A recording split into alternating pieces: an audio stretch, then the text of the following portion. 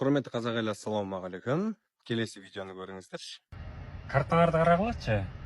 Картада Қырғыз қағанаты деп тұрады. Қырғыз қағанаты деген бұл жер сілердің жері емес, тарихы ғой. Түпкі теги бұл сілердің жері емес деп тұрады.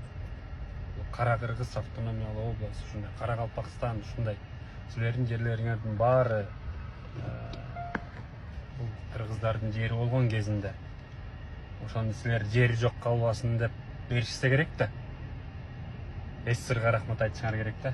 Де бауырым. Бірақ бауырым деп қоям, қазақтың бауыры өзбек, қарақалпақ, ноғай, түрік, венгрлер еді ғой. Сендердің бауырларың сол хакас, якут, орыстар еді ғой. Жарайды, оны қойш, әңгіменің көркін басқада. 1925 жылға дейін бізді шынымен де киргиз кайсаки деп атады. Ал сендерді черный киргиз, яғни қара қырғыздар деп атады. Ол мынау орыс саясаты болатын. Себебі бізді қазақтарды Ресейдегі казактармен шатастырмау үшін. Бірақ 1922 жылы Султанбек Қожанов Ленинге барып тұрып, хватит нас называть киргизами. Мы не киргизы, мы казахи. Когда казахов называют киргизами, это сильно нас унижает. Называйте нас казахами, потому что это наше официальное название нашей национальности. Верните нам слово казахи деген болатын. Және 1925 жылы қазақтарға казахи, яғни қазақтар деген ат жалпы оралды.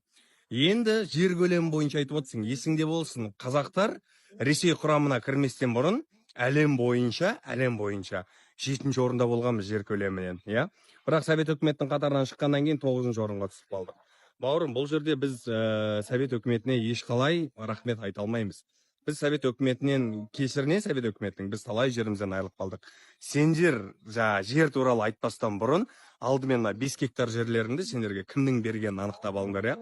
Осы мінездеріңнің арқасында анау Енисей бойына сыймай осы жерге қашып келген кездеріңде осы жерде сендерге берген қазақ пен өзбек бауырым, шатаспа, ары қарай тыңдаймыз.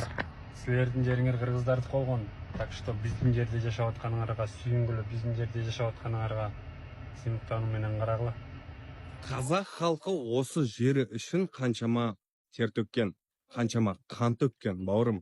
Сонда жерің болмады дейсіңдер. Сонда қазақ хандығы қайда қалды? Неге сендер оны жоққа шығарасыңдар? Керей мен Жәнібек қайда қалды? Абылай хан қайда қалды? Тәуке қайда қалды? Сосын сендер қастандық пен орысқа жағу үшін өлтірген Кенесары ханымыз біздің, не үшін соғысты? Осы неге айтпайсыңдар? Себебі оның барлық мақсаты осы қазақтың кең байтақ жерін тек қазаққа ғана қалдыру болатын. Қазақтар қырғыздардан тараған. Қазақтар қырғыздан тараған дейді.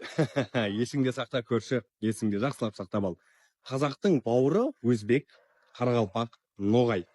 Және түрік бар біздің ішімізде, сосын венгрлер бар. Ал сенің бір туған бауырың ол хакас, якут, орыстар.